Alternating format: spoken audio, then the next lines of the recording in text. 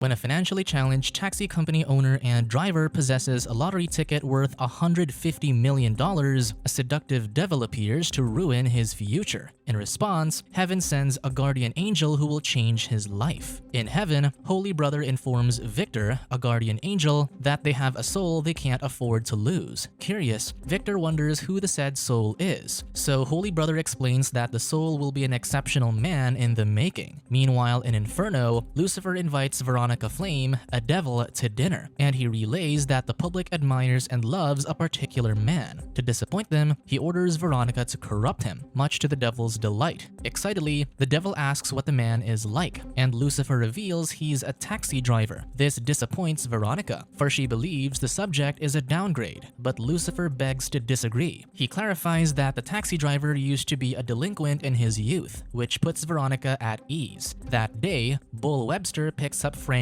Doyle, a football athlete who's in a hurry to arrive at their base site. Unfortunately, Frank only has $10, which irritates Bull since his money isn't enough to cover the fare. Frank begins to worry that his teammates will be furious, so Bull recommends he simply take the bus. Though it's his initial option, Frank explains that his father hid his football shoes as he was against his choice of career. As a result, he's running late for their meeting and has to hurry to reach his destination. Pitying him, Bull decides to waive off the fare, earning Frank's gratitude. Upon arriving at the base, Frank hands the taxi driver a $10 bill and a bunch of random stuff, a way to pay for the man's kindness. Bull watches as Frank crosses the street to meet his teammates, and he can't stop smiling from seeing their happy reunion.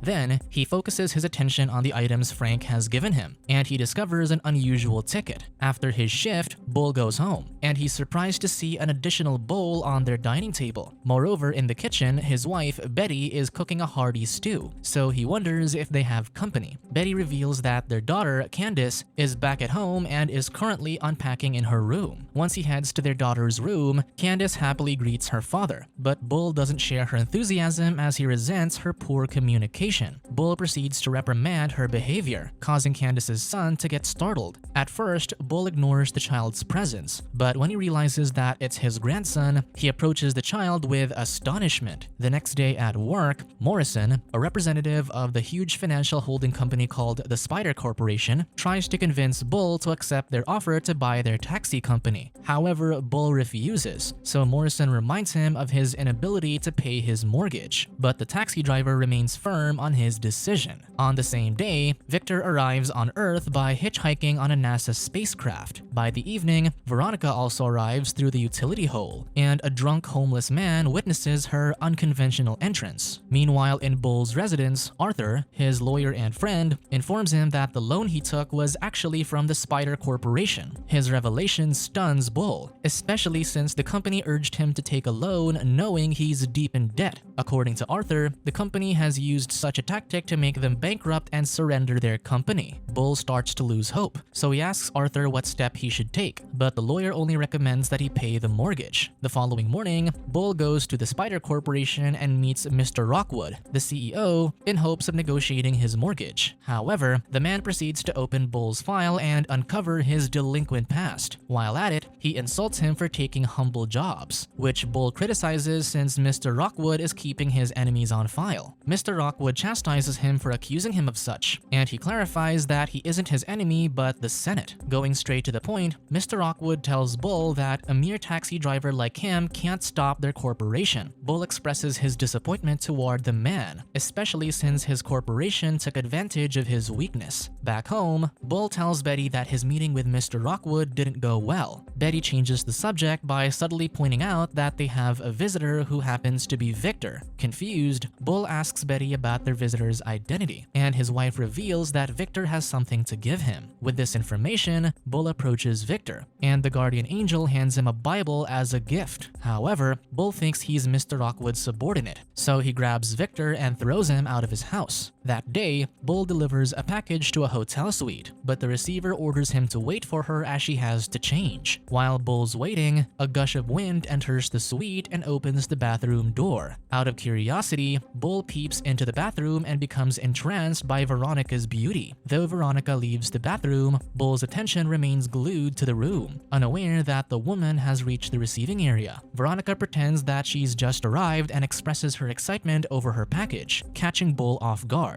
During their transaction, Veronica pays Bull a larger bill, but the woman insists he should keep the change as he's gone through all the troubles just to deliver her package. Gladly, Bull accepts and turns to leave when Veronica stops him. As she flaunts her seductive appearance, Veronica asks if she can hire his taxi service for a few days since she's in town for business, and the man accepts. The following day, the sheriff visits Bull and informs him that Victor was hospitalized after he threw him out of his house. Because of this, the sheriff warns Bull that Victor might press charges against him, which will further add to their current problems. Afraid of such a consequence, Bull and Betty visit Victor at the hospital, wherein the taxi driver apologizes half-heartedly. Betty decides to apologize in his stead, emphasizing that Bull didn't mean to hurt him. She adds that her husband is unaware of his own strength, so she wishes that Victor wouldn't sue Bull. Contrary to their speculation, Victor tells them that he never thought of pressing charges against Bull. To make it up to him, Betty offers to help him, so Victor pretends he has no place to stay. Immediately, Betty offers to make him their guest, much to Victor's appreciation. That day, Bull picks up Veronica, and the woman informs him that she's heading to Spider Corporation to meet Morrison, catching him off guard. Veronica notices Bull's reaction, so she wonders if he's acquainted with Morrison. When Bull confirms, Veronica urges him to describe Morrison, but the taxi driver doesn't have any great opinion about him. Unexpectedly, Bull receives a call from Betty, wherein his wife is ordering him to buy diapers for their grandson. For this reason, Bull requests to stop by his house first, and Veronica agrees. Once they reach Bull's residence, the taxi driver rushes inside while Veronica waits with evil intent. As she's observing the house, Victor appears, which makes her feel threatened. Victor refrains Veronica from attempting to cause trouble for Bull, but the devil refuses to listen and tries to leave the vehicle. Unfortunately for her, Victor summons a thunderstorm to prevent her from confronting him. At the nearby street, Victor contacts the Holy Brother using a payphone to disclose that he's encountered Veronica. Thus, Victor declares that he needs to implement their emergency measures as he's sure that the evil forces will be playing their game cunningly. Moments later, Veronica arrives at Morrison's office, and the man is quickly enchanted by her allure. Morrison entertains his guest, and he learns that Veronica isn't there for a transaction, surprising him. Instead, Veronica voices that she wants to do him a favor, especially in dealing with Bull. Morrison thinks Veronica's representing Bull, but the woman denies his assumption. To entice Morrison with her plan, Veronica seductively disrobes her coat. She offers to convince Bull to accept their proposition of buying their company, intriguing Morrison. However, the businessman wonders why she wants to do him a favor, and Veronica reveals she wants to be compensated. Still, Morrison has yet to trust her, so Veronica contacts Bull to show that the taxi driver bends to her demands. After their call, Morrison is ecstatic with what he's heard, believing that Veronica will bring him success. Later on in Morrison's apartment, Veronica initiates making love with him when Lucifer appears. He checks on Veronica, and he's quite surprised with how quickly she's progressing in her plan. Out of intrigue, Lucifer asks if Morrison will be an important ingredient to her plan, and Veronica emphasizes that the businessman is her only solution. The next day in the bar, Bull watches an interview wherein Frank announces to the public that he's given away his lottery ticket, which is worth $150 million.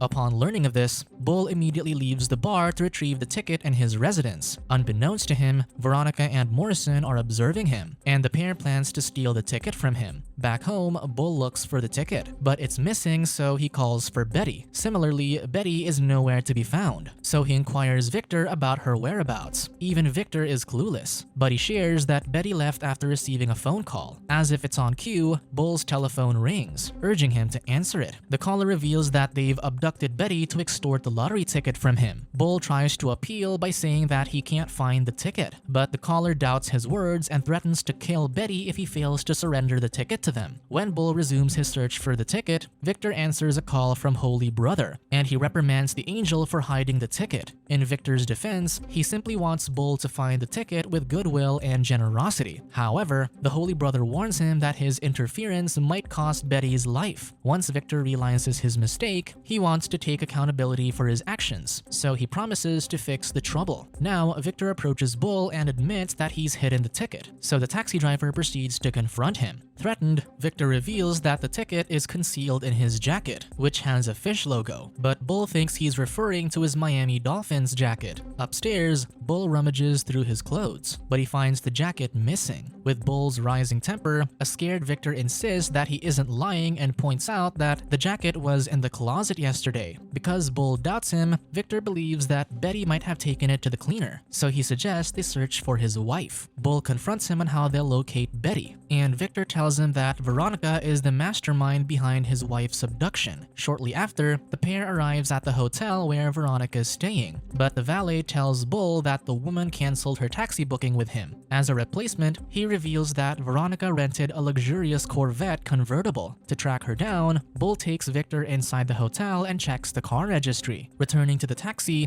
Bull decides to seek help from his colleagues, so he contacts Tim and provides the details of Veronica's car. Though Tim's willing to help, he alerts him that they can't cover the city with just their cars. Hence, Tim recommends that Bull start a competition to make tracking more efficient. Following the call, Bull rides Joe's taxi and lies that he's helping his friend look for his runaway wife. Bull orders Joe to contact his colleagues and search for the convertible car. He promises to give the first person to find the vehicle a $300 reward, but Victor offers $1,000 to make it more enticing. While they're on the road, Joe receives intel that the convertible is currently parked at the country club. Rather than thanking Joe, Bull grabs his radio dispatch and abandons him, making him feel betrayed. At the country club, Bull and Victor locate Veronica having dinner with Morrison, so the pair decides to snoop on them. Though they're far apart, Victor is able to decipher their words through his supernatural ability. The guardian angel learns the contact number of Betty's abductors as he eavesdrops on Morrison's phone call. Later on at the shipping yard, Bull, alongside his colleagues, wreaks havoc in the area, compelling Morrison's thugs to deal with them. While they're busy, Bull enters the office and interrogates Betty about his jacket's whereabouts. Betty tries to assure Bull that she's alright, but her husband is more interested in his jacket. Due to Bull's temper, Betty tells him that his jacket is at the dry cleaner located on Lexington Street. Now at the dry cleaner shop, Bull demands that the man must return his jacket. Unfortunately, when the dry cleaner checks his ledger, he discovers that Bull's jacket isn't ready yet. Regardless, Bull insists on retrieving his jacket, so the dry cleaner allows him to search for it through a pile of laundry. In the garment area, the dry cleaner hands him his jacket, making Bull ecstatic. Opposite of his reaction, Victor tries to warn him that it's not the jacket he's referring to, but Bull refuses to listen. The taxi driver takes out the ticket, but his brief celebration ends as Morrison's thug threatens him with a gun. Victor takes the ticket from Bull's hand and hands it to the thug, explaining that it's foolish to die for money. All of a sudden, the thug becomes infuriated because the ticket is actually for a football game. Bull grabs the ticket from the thug's hand and confronts Victor about it, so the guardian angel clarifies they found the wrong jacket. Not wasting any second, Bull attacks the thug and uses the opportunity to escape. However, the thug's accomplices appear, so Bull and Victor have to deal with them. As soon as they've subdued the thugs, Victor explains to Bull that his lottery ticket is hidden on a different jacket.